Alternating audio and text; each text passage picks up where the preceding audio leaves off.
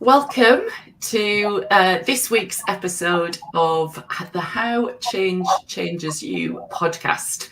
As ever, a reminder for everyone that is tuning in or watching this on replay, the whole idea around these conversations is to help us view change differently. And as you may have picked up on, all of the conversations I have are people sharing their personal change stories. So hopefully we get a feel for we're in constant change. I know we don't want to think that we are, but we are.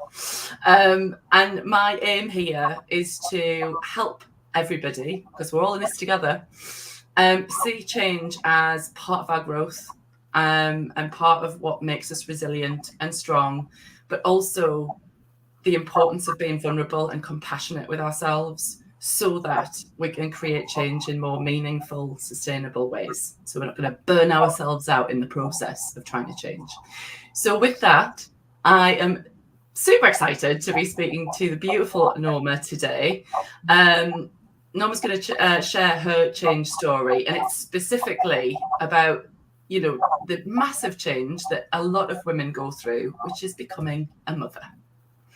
So before we go any further, welcome, Norma. Would you like to tell the lovely people watching what you do and where you're calling in from? Hiya, Christina. Thanks, Mil. I am a leadership coach and I'm also a return to work coach. I'm based in Newcastle in the UK, and I have my own company called The Way Home Consulting, which I set up about 3 years ago, all with the passion to heal the corporate world. That's my big, hairy, audacious goal. And I feel like I want to do that either by one-to-one coaching, and then those fabulous people go back into their organizations and then have a fabulous ripple effect on their organizations, or I do it through leadership development initiatives directly with the organizations. Past life, I've had a couple of past lives already in this life. I've been a solicitor. I've worked in project management and construction in Australia, and I've also worked in management consulting in a Big Four in Dublin. So that was all about helping organizations through change. So very on brand for you, Christina, that a lot of what I've done in the past has been very change related, and obviously the area that I work on now is supporting organizations through change, and particularly women through change, and I suppose very specifically on their return to work transition. Yeah. No, thank you for sharing that, Norma. And I know we've already had a few comments of people going, "Oh, I'm so glad you're talking to Norma. I could listen to her voice for all day long," which I absolutely agreed with. But I love what you said as well. I think this is where we both have resonance in our audacious, hairy goals. Because similarly to you, I want to eradicate burnout in the workplace. And I think we are seeing a shift, but I think we can do more. We can do better.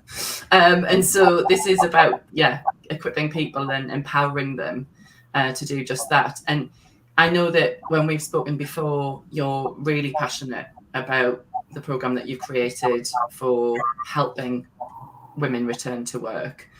And this is part and parcel to do with your own personal experience of becoming a mum, and actually what that meant for you, because you've already just shared you were, career focused. Mm-hmm. It's safe to say. Sounded like quite an independent, driven, ambitious individual. I think I'm just curious to maybe start the bit of your change story to kind of pick up on that point of how do you kind of morph and change from kind of being one way to then suddenly find yourself needing to adapt in a different way? Not sure.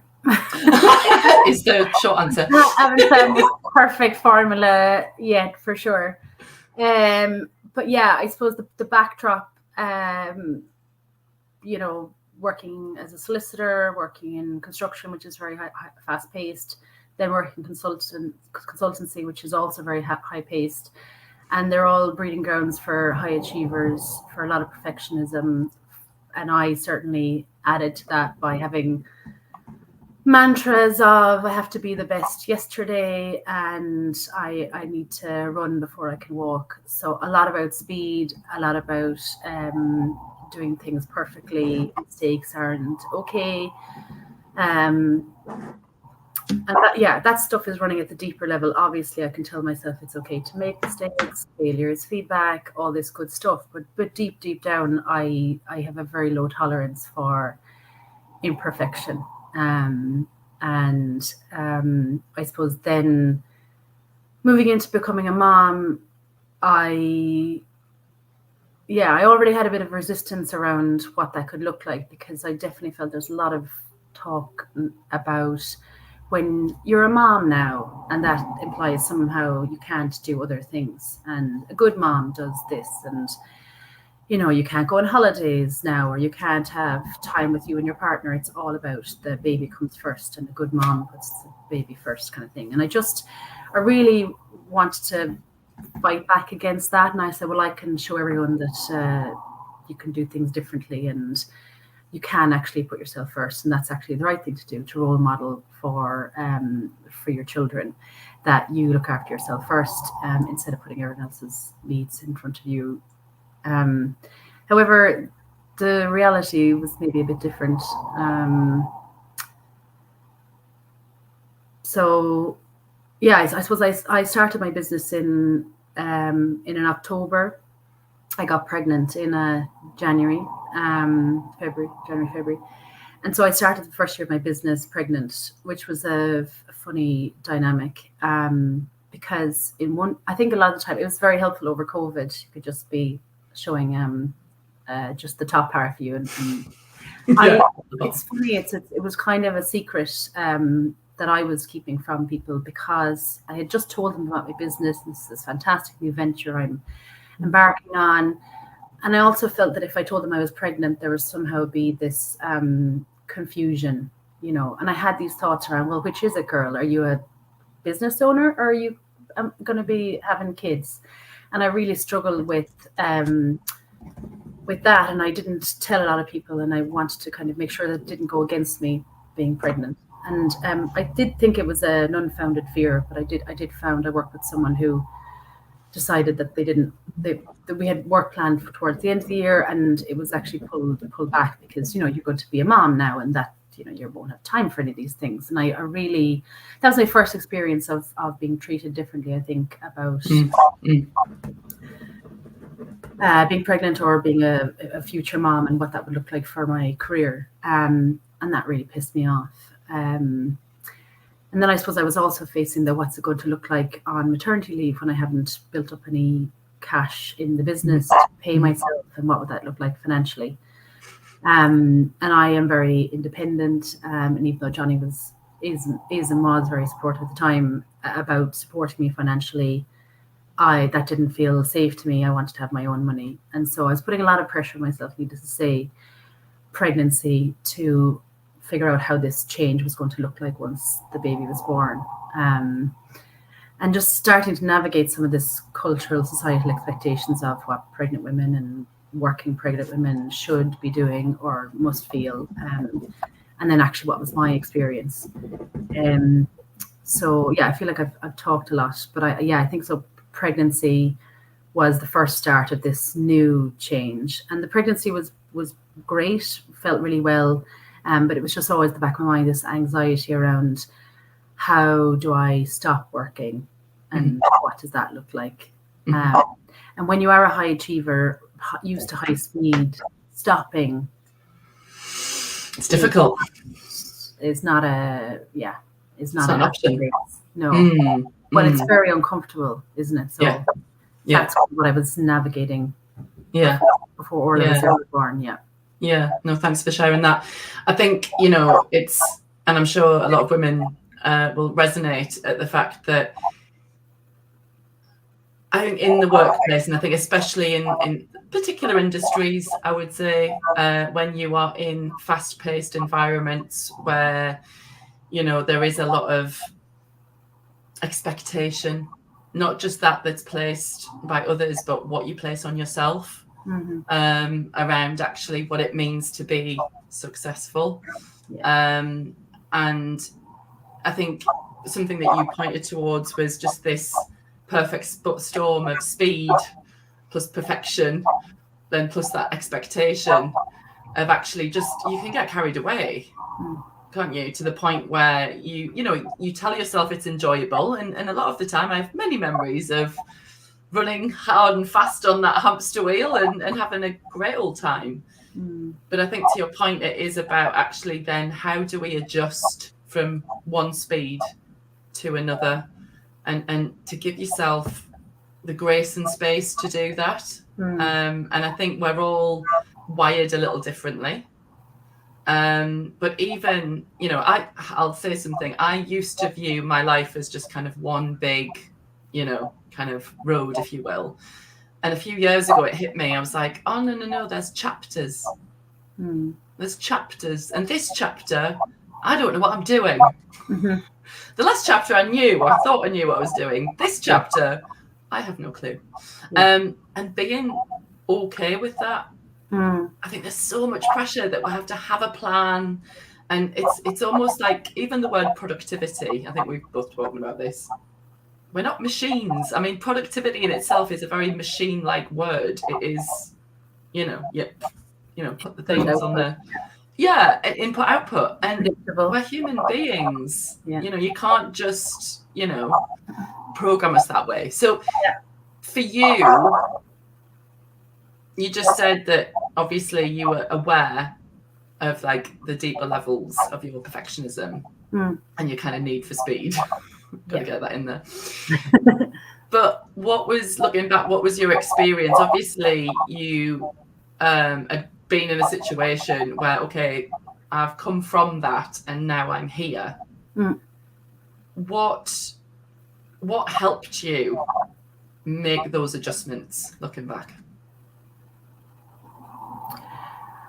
I think it's I've never heard it put this way, but I do talk about I talk about return to work as a new chapter now, but back then I did see it as this one, like I put in the coordinates, I am set for destination where, I don't know, we're always striving to get to somewhere, I'll be happy when, and we don't really take an account of like, well, where are we actually going?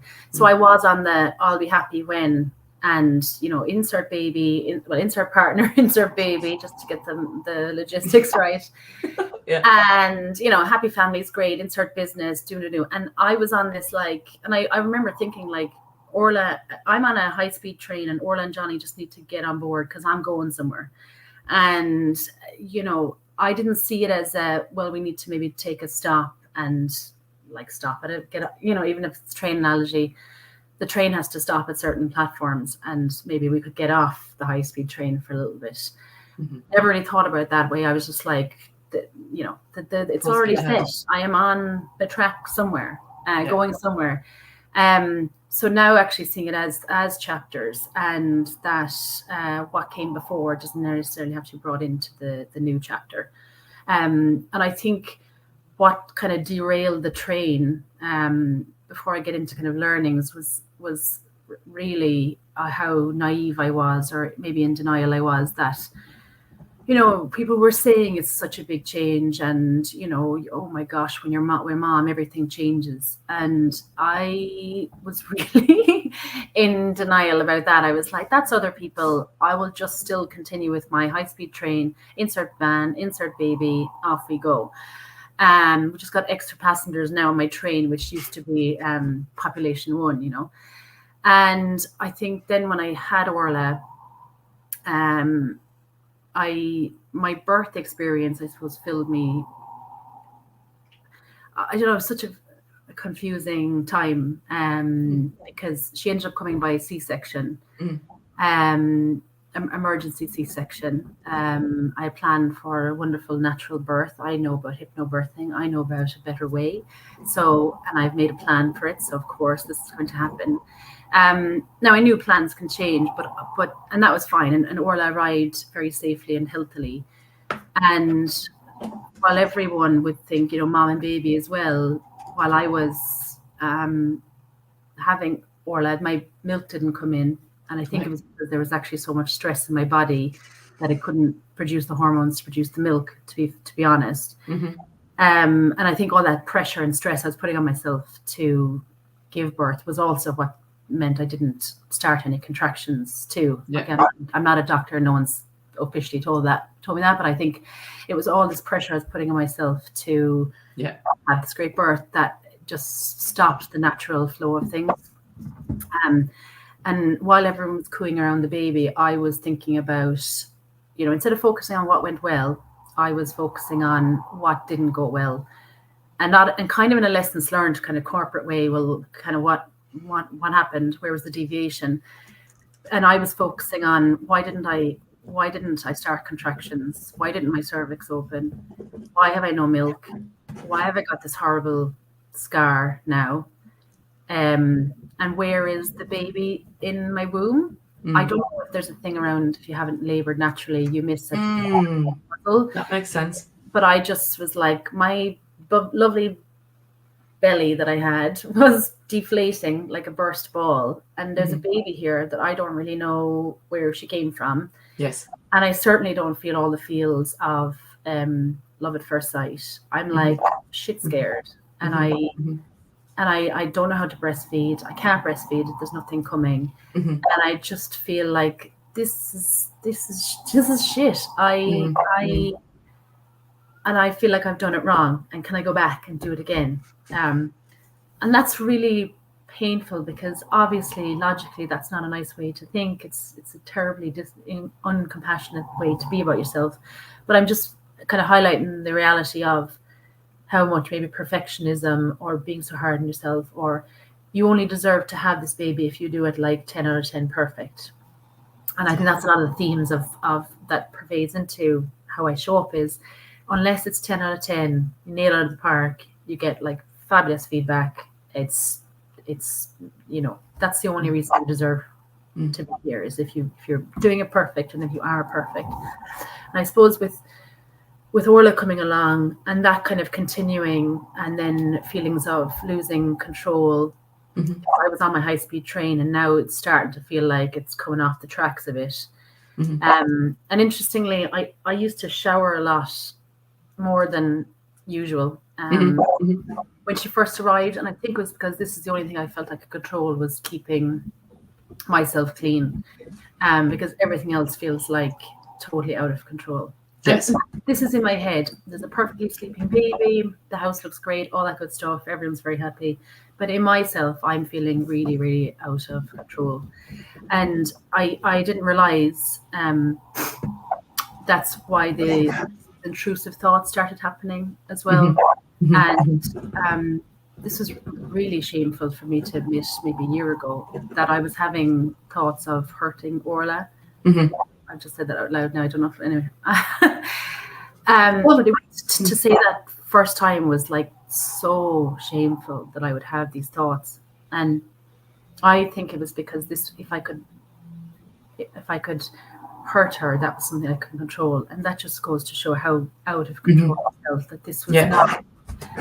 And this really blindsided me because I was very aware of high achieving women being predisposed to postnatal depression. Right. It didn't at all feel like depression. Yes, there was lots of crying, but it didn't feel like I'm disconnected from my baby. No. It didn't feel like I'm not a woman who's not getting out of bed every day. Yeah. But I didn't recognize this as some form of this change was a trigger for a lot of stuff that I thought I had been working on, but as you know, keep appearing if we don't learn them. So this just kind of unraveled a lot more stuff, and in the end, the NHS sent out support workers to me. I was on my own actually the night they called and said they were coming, and I genuinely thought they were going to.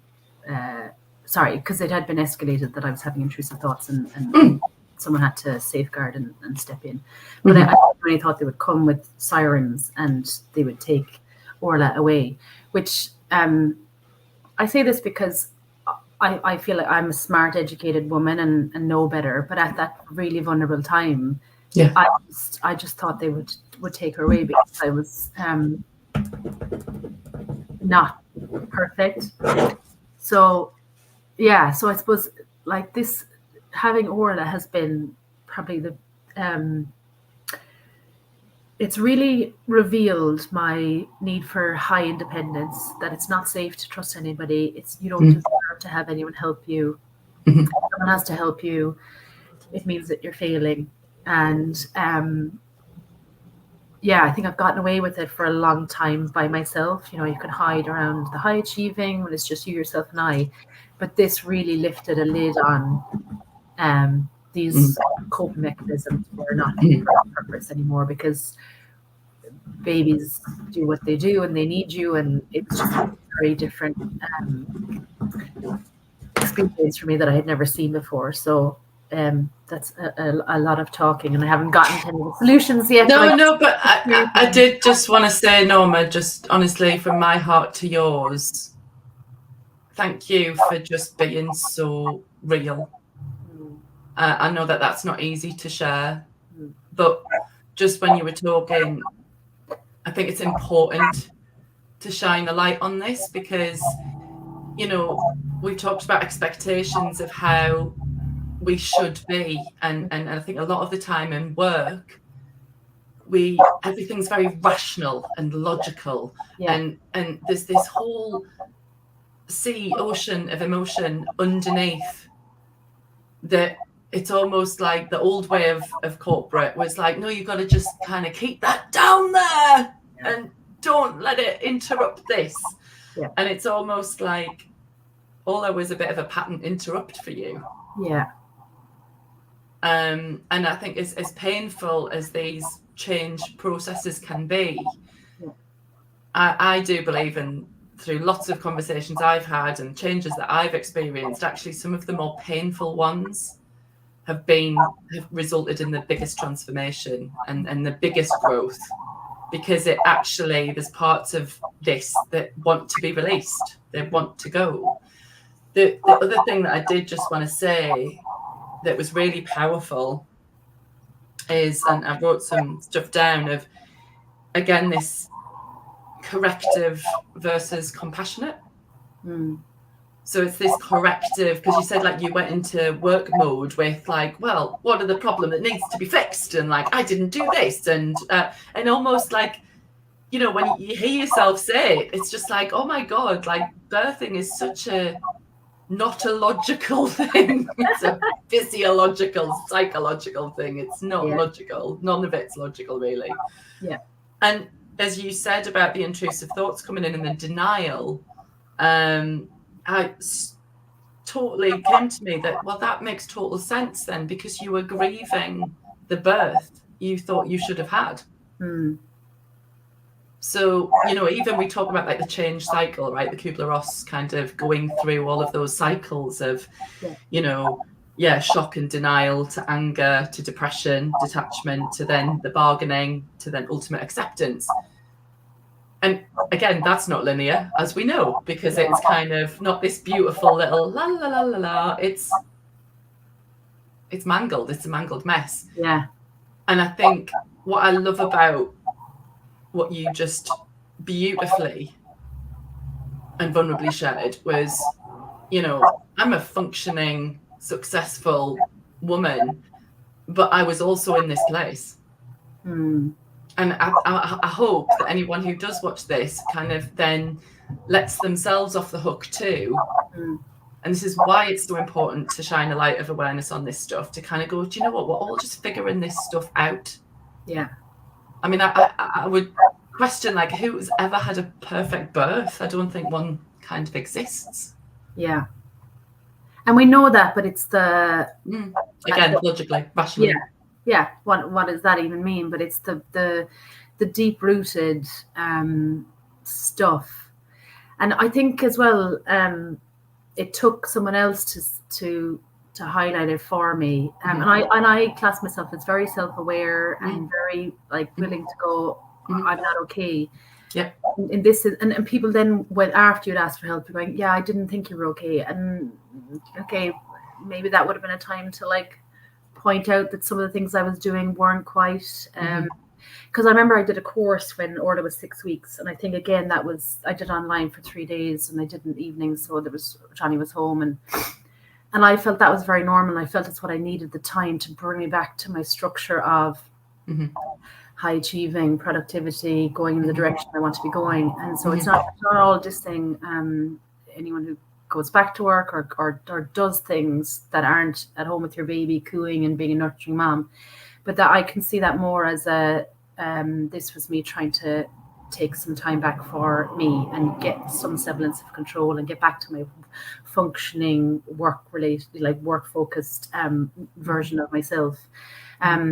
But yeah, it was other people had to point it out to me, and some people pointed out well after it had been, I had said, okay, yeah, actually I'm not okay. So that's why I think talking about this stuff is really great, because it's, as much as it might feel shameful, this is why I share it as well, is because there's too much of the, I remember someone saying to me a couple of weeks in, going, oh, is it like you've always had her? And I was like, no, I remember like a couple of weeks ago, like, I remember when she was here, I was having a great time, and now she's here, and she's here all the time, and I don't know what to do, because, when I laugh at and I have to laugh at myself because I can get a bit deep sometimes, but is that as much as I think I'm a change vet, like I've changed careers, I've changed countries, changed boyfriends, and changed roles, and I tend to all do them in one big bang. Like I'm like, I do change hard, like go fast. Yeah, you gotta go do it properly. Yeah, I'm like all in one go. I still realize that actually changes blindside me, and I kind of recognize what was going on, as well as I don't like being new and incompetent at something. Yeah. And that's something as well as like I'm seeing on my self-employment journey is, again, assuming day one, once you incorporate your company and now you're an entrepreneur, that I should know what to do. Because again, I got to be the best yesterday. I need to walk before I can, or need to run before I can walk. I apply this same thing of I'm not comfortable being new. I'm not comfortable being mistakes. I need to be perfect out the traps. Out the gate. Out the gate, yeah. So yeah, even sometimes, even if you're experienced with change, another change doesn't necessarily mean you're like, oh yeah, nailed it. Sometimes it can blindside you, and you can just go default back into the older patterns. So yeah, I was like, oh, Jesus, do you think I'd have gotten this change thing down by now? But, yeah, I've actually done quite a lot of it. No, but I think that's a really important thing to say.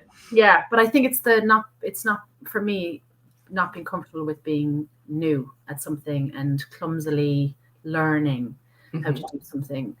That's where I recognize now, and again, in retrospect with Orla and new self-employment, because again, with self-employment, I wouldn't actually ask for help very much being newly self-employed. Just thought, if you're asking for help, it means you're doing it wrong. I mean, obviously that there's no book says that anywhere. I've just decided that if you need help, it's a sign of weakness. Which as a coach is obviously ridiculous to have that deep-rooted belief, because I'm all about helping people, and we know we go faster together, and together we rise, and that kind of thing. And you can't become yourself by yourself. But actually, for me, I struggle to give myself that permission to ask for help, to be vulnerable, to go, you know what, I don't know what I'm doing. I'm new at this. I'm clunky. I'm making mistakes. Can you help me? That's a new learning for me. And I suppose now I've got, again, this was change. Why not be a parent and a newly self-employed together? That's reasonable. Let's find out what this set of variables gives me. Yeah, I did end up like scrolling one night late and kind of going, what does it mean to be self-employed and a new parent? And what I landed was someone said, it's just like having two babies. And that really felt accessible to me, and socially acceptable, because lots of people have two babies, and you need to juggle between some, your babies, and one needs more of you at one time and less of you another time. And then that made me kind of go, oh no, well, my business is a baby, and it is only just starting out, and it needs that nurturing and care, and that's okay. I can do that as well as caring for Orla. They don't have to be one or the other. And it will be messy, and it's a juggle, and it's not 50-50 and all that good stuff. So actually that gave me peace to try and manage them together perfectly. Yeah. And some people might say, and some people say as well, don't, these years are the best years and they go by so quickly and they grow up so fast and you don't want to regret anything. But I think also a big regret of mine would be if my business was put on ice or paused, because I really believe in what I'm doing in my business, and I love what I do, and it's taken me, like, I've done all this searching to get to this thing. Yes. And I really feel like it's serving an urgent need for organizations, for women, for the world. And so also I didn't want to put pause on that. So yeah, now we're just, You're in mid-juggle, but a lot of lessons learned. And I think something I wanted to, again, highlight for anyone who's watching around the shame piece, because I always, talk about, shame only survives in the dark. I mean, the amazing stuff that Brené Brown talks about vulnerability and shame, that actually it feels like, so the reverse is true, right? You talked about almost we hide behind our hyperachiever identity, because it's like, well, no, I'm too busy. I run at things. I spill all the plates. That's what I do. I love pressure. Oh, I get off on it. That's what I used to say. And it's almost like this life force energy, whatever you want to call it, in the form of a baby or the form of, pick your other change. As I've shared before, one of my latest huge changes was looking after my dad, and then him dying. And again, I had done all the research on grief. I had lost my mum, so I thought, well, no, I know grief. I've got that down. I know grief. I know change. How totally, like, just and utterly unprepared was I for what followed. And I think the reason why we're both sharing this is because, yes, do you know what? We've trained in this stuff and we intellectually understand it. But when you are in the jar, you cannot read the label. You are in the eye of the storm. And that's why it's really important to reach out for help and to kind of go, do you know what? I'm struggling. Yeah. And to get over that whole thing of its weakness, because actually people want to help, don't they? They want to. And I suppose if that's the other thing that I'm passionately trying to, for you and I to say this to anyone who's watching, who is struggling, just be honest. It's actually more courageous to say it. And then you shine the light, and then shame kind of dissipates a bit, because it can only survive in the dark. It's like the monster at the bottom of your bed. It only survives when you don't put the light on. When you put the light on, it doesn't exist.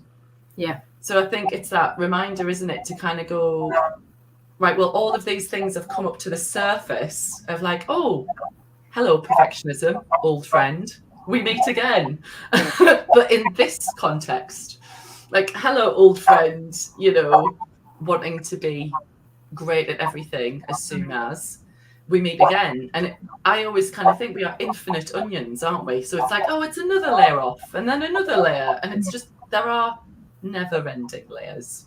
Yeah.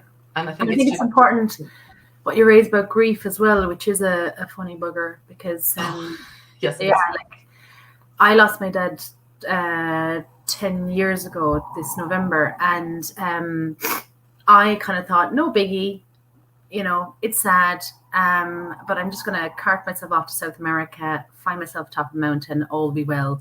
And then I ended up in Australia working in construction, and this grief started coming up. I think it's because I had actually slowed down and stopped traveling and stuff. I was starting to kind of go, oh, she's actually parked at a station on her high-speed trains. We're going to catch her. We're going to jump on while she's stopped. And I just thought, it's so naive now, but again, I think I'm a smart, educated woman, and yet these things still blindside you. I thought grief was just, the sadness and the crying, and I thought, no problem, I'm going to treat this like a gym workout. Yeah, I know tears need to come through, so you can't cry during work. That's not okay. what you can do is, okay, in the evening times, like a gym, you can go in the shower and cry for as long as you want. That's the allocated time for grief. Okay, deal. Clearly, that didn't work. And I realized how messy grief is, how unpredictable it is, how, yeah, it's not something to be underestimated. It's something that has to be handled very carefully and, treated with a lot of compassion. And I suppose it's like any change, even if it's an exciting change, you forget that there's also grief attached to it. So in becoming a mom, there's the grief of when you weren't a mom and that life you left before, or, self-employment, maybe grief of the corporate life that you had, and not underestimating that. And I think that's why I feel so passionate about actually this work, return to work. Again, as women, we're kind of told a lot around get on with the girl, so what if you've got a scar? Haven't you got a lovely baby? Be grateful, get on with it. And there's not any grief time or like allowance for actually, I want to grieve the previous version of me that I've now left. And there's a new version of me, new chapter, like you say, but I haven't actually grieve the previous chapter. And I think we hold so much of that grief because it doesn't go anywhere. Again, you say push down. Aren't you lucky to go back to a job? Aren't you lucky you had maternity leave? Aren't you lucky? Be grateful. And there's no allowance for actually, I'm really sad, or I want to have some kind of a grieving process or ceremony, whatever you want to do to mark this previous version of me that's left. So that's what I want to do with the Return to Work program. Is bridge that gap between kind of the old version of you and then the new version of you that's going back to work. And because I don't think there's any kind of a space in between where you acknowledge the change. Like you acknowledge on a rational level, of course, I'm going back to work. This is what it's going to look like. I've had a conversation, sometimes not, often not, with my manager about what my new role is going to look like or what's changed since I've been gone, etc. This is what home is going to look like now. I've got whatever that looks like, new arrangements, but there's no space in between to actually acknowledge how you as a person have changed. And that kind of let's just take a pause and go, what matters to me now going into this new chapter? What do I want to grieve and say, okay, thank you, previous chapter. I'm going to leave what was not helpful and I'm going to take the good stuff into the next chapter. So yeah, I think this return to work runs a lot deeper than just the logistics of getting back to work and, hitting the ground running. I love that. And like we've had conversations before, I think it's so important and it's so needed. And there is, I have countless friends, colleagues that I've had these conversations with, and family members also, of just this sense of just loss and this lack of confidence and just what can happen. And I think what you beautifully illustrated, and I had it in my mind of, with every chapter there's a beginning and an end, but then within the beginning and an end there's a middle, and the messy middle, which is kind of, we have these goals and expectations and it doesn't ever really end up being the way that you expected it to be. So there's an element of flexibility, compassion, agility to kind of go, I'm just figuring it out. I'm trying my best. I'm trying to navigate this, and to not chastise. But I think when you describe this program of returning to work, it's almost like, as I see, beginning and end of a chapter, and then obviously the beginning of the next chapter. In between is transition time. Yeah, it's integration of, let's just pause and let's just look at, right, those are all of the things that I've learned and all of the things that to have gratitude for, but also to grieve, to kind of go, I'm allowed to. And I know people are well-meaning, bless them, when they go, yes, but you should be. I mean, those words right there, highlight them, because I'm like, should I? Yeah. Should I be lucky? And I know people, but what we do when that happens is our own actual real feelings get invalidated. And that is the worst feeling. If you don't feel like what you're really feeling is valid or right, that's really painful. And I think just to allow yourself to have that feeling in that transition time, and I see that obviously that's what you're then, the space you're creating for women to kind of go, you feel that and it's okay. And interestingly, when I was designing it, again, because old perfectionism or habits die hard. Yeah. I wanted it to be perfect out the door for women, but I'm realizing, like you say, the transition is messy. And so if I had this like perfect framework of this is how you're going to return to work successfully, this is how you're going to do it, and it's a very step-by-step in your process. That would be completely counter to what we're trying to help women with, is that it's okay for the messiness. Because like Western masculine society, it's messy is not okay, messy is you're out of control. But actually that we need time to make it messy, let the mess come up, have those feelings validated. Because like you say, if we keep invalidating, this is why when we coach women who feel like they've lost themselves, they're so disconnected from what they want. It's because when they have had these feelings that we're trying to tell them what they want and how they really feel, have been shut down either by themselves or by other people who said, but be grateful, or but you should.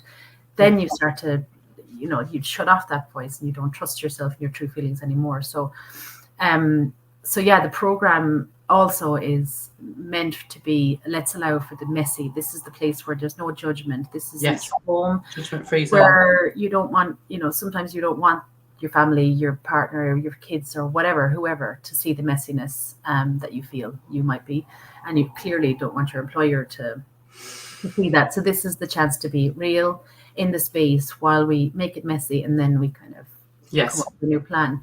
But also, I'm learning this as we go, is being okay with not knowing how this next chapter will go, but at least having some idea of what you want it to feel like. So and I suppose the program is 6 months for a reason. I suppose sometimes return to work or like quick coaching session just to kind of you're like, you're in. Yeah, you're in. You should be okay now. Yeah, and come on, you're back 3 months. But like, even when I talk to women about this program who are on, maybe they're back 2 years, and for whatever reason they're being out on some leave, if they haven't kind of had a chance to have that space for it to be messy, to grieve, you're carrying that with you. And so the journey, I mean, it can't be infinite, but with me it can't be infinite. The journey with ourselves is obviously infinite, but the reason it's longer is because it's messy and it's non-linear, and you go 2 steps forward and 1 step back, and this is to try and hold you during that time.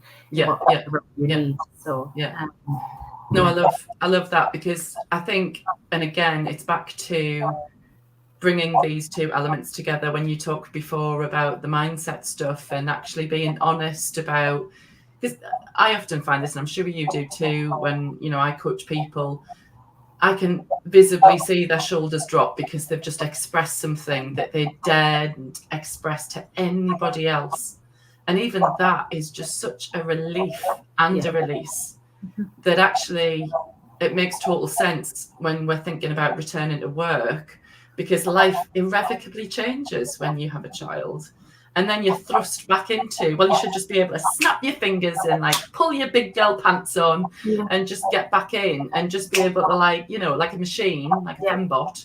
Especially if you've done it before. So if this is your second or third maternity leave, the expectation. Like, come on, girl. You've done this before. You did this remember? I've grieved a parent. I should be like better at this. Yeah, exactly. The shoulding. And that's another thing to recognize as well, is that totally. That each change is different, each maternity is different. Again, this return to work isn't exclusive to maternity returners. It just happens to be my kind of reason for driving it, but it could be for anyone that has been out for some period of time. So it might be that you've taken a step back from your career to raise your family. It could be out like carers leave. Absolutely. The other side of their careers have had to take step-backs because they need to step out and help parent. And then they're trying to get back into the workforce. And then I think they need that period of reset just as much as any maternity returners. So yeah. Yeah, no, I love that. And like I've shared with you before, I just think it's your passion for it is clear. And I think it comes from a really, I think that's where it's powerful, because you've lived this experience and you've reflected a lot on it.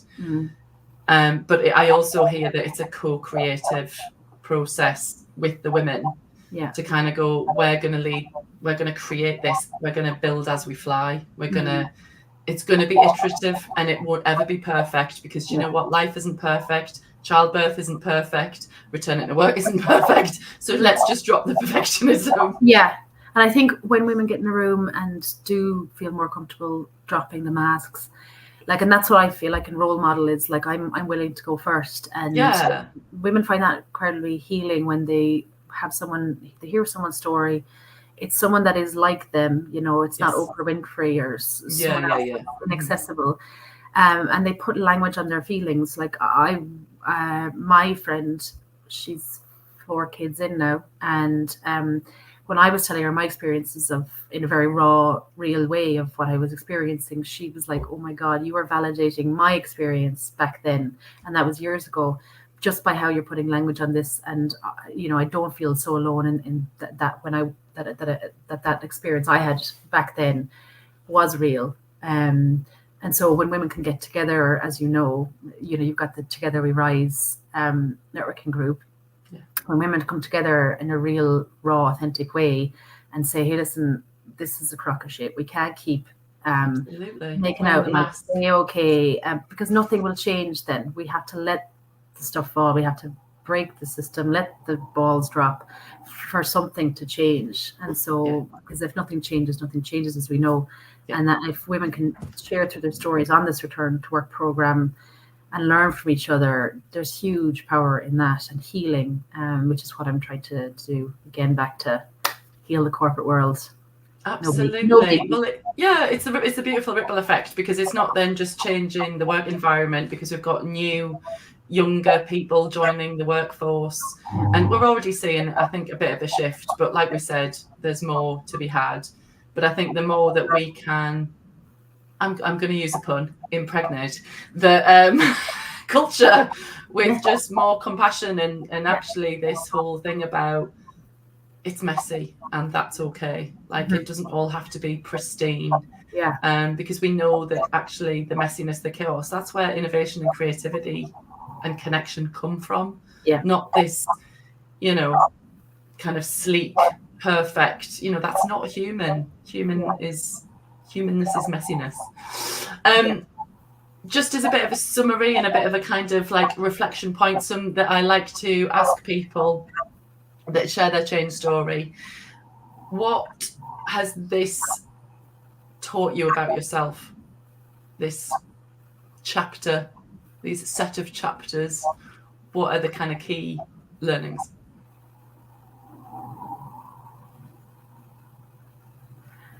I think I came up with this analogy I thought was very funny, again, coming from the corporate world, is that like my inner critic, my perfectionist, they are like top performers in my organization. They're always nailing it, and they always have. Like they're just go-to reliables. And then I have this new joiner called Self-Compassion, and she's trying to find the ropes, and is new, it feels a bit awkward, and she's on a bit of a probation period as well. And needless to say, inner critic, perfectionism, they're like, this chick, she doesn't fit in around here and she's got to go. And they are very loud and try and stamp her out. And so I'm trying really hard to promote, encourage, again, to use all corporate analogies, but really it's just even a muscle. Self-compassion does not come naturally to me, and I'm really trying to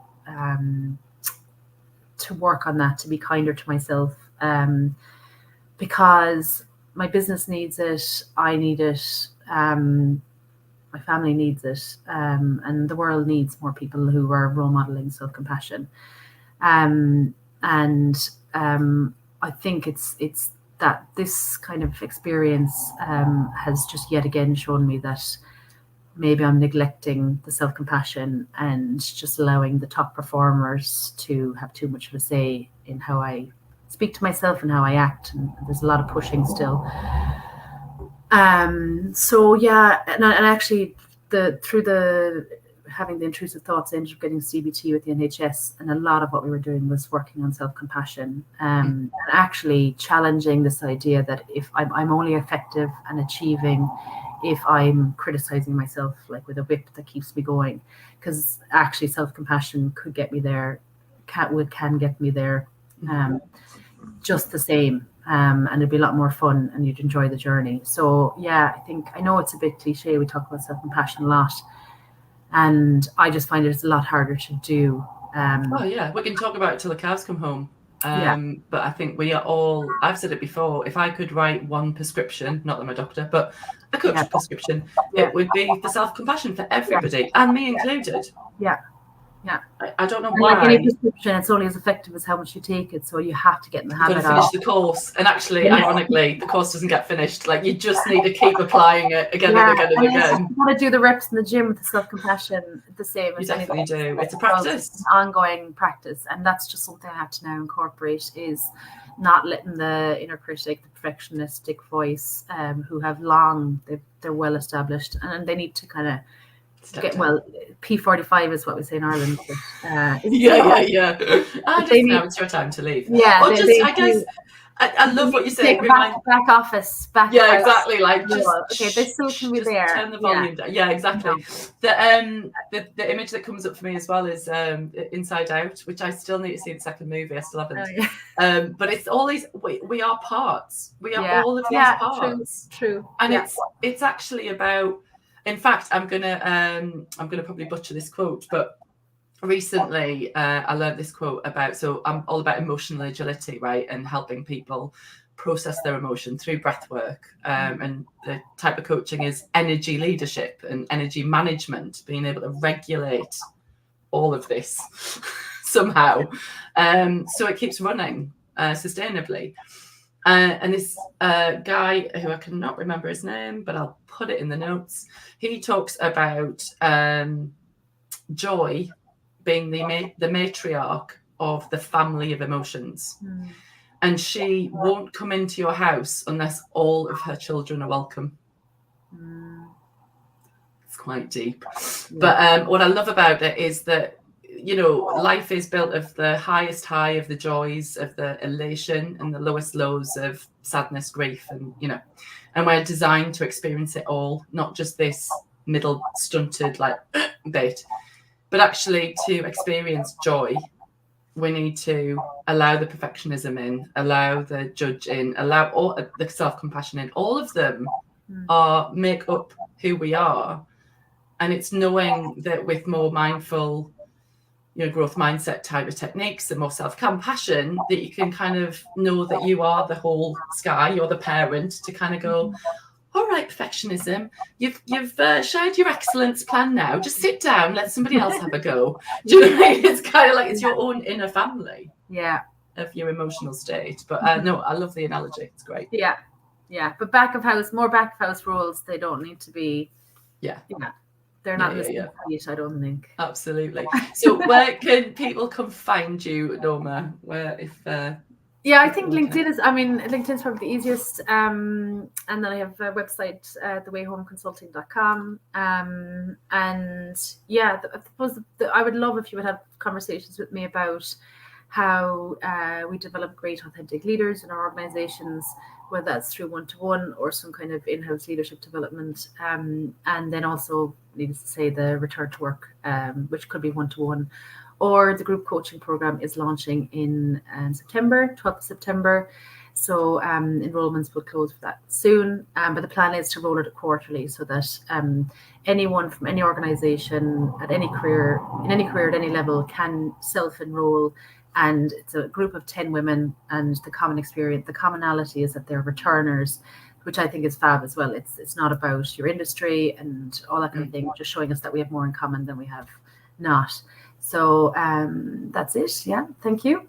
Well, thank you. And just as I say again, Norma, I just knew that you would just share your beautiful heart and soul with people. And I just so appreciate you just being authentic and real, because I just think that's how true change happens. I'm sure those that are listening kind of go, oh my God, it's not just me who's had these things, and that's why it's so important to talk about them. So thank you for sharing your change story. As Norma shared, if you do want to get in touch with her, I'll make sure that all of the notes are below wherever you're catching this. But yes, thank you again, and we'll catch you all next week, because I'm going to be talking to somebody else about their change story next week as well as we go through. But wishing you all a beautiful rest of your day. Norma, you stay right there. I'm coming back, but see you later, everybody. Bye, everyone.